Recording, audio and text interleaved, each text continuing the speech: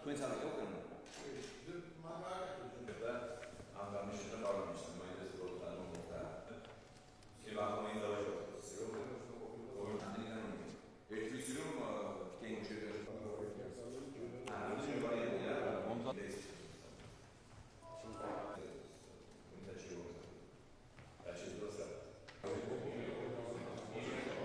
ჩვენ განვიხილეთ ის მოსაზრებები და ის სამუშაო, რომელიც მიმდინარეობს მაღალმთიან რეგიონებთან დაკავშირებით კანონ პროექტზე.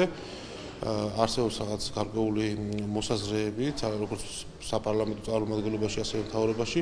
მოხდება უახლოეს კვირებში შეჯერება, მარტში იქნება წარდგენილი უკვე პარლამენტში და აპრილიდან პარლამენტი განიხილავს და მიიღებს მაღალმთიან რეგიონებთან დაკავშირებულ კანონს, რომელიც დააწესებს იმ განსხვავებულ რეჟიმებს და იმ ხელშემწყობ პროგრამებს, სამთავრობო პროგრამებს, რომელიც უნდა განხორციელდეს, რათა შენარჩუნებული იქნეს მოსახლეობა მთაში და გაუმჯობესდეს სოციალ-ეკონომიკური პირობები.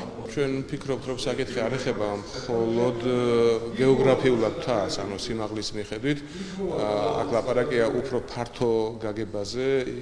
პრობლემის არსი მდგომარეობს იმაში, რომ არსებობს ცხოვრების არახერსაყრელი პირობები და სადაც შემოსავლების გენერირება არის გაზრდელებული, რის გამოც ადამიანები არ არიან მოტივირებული იყვნენ დამაგრებული ამ ადგილებზე და ხდება ხოლმე დაცარიელება.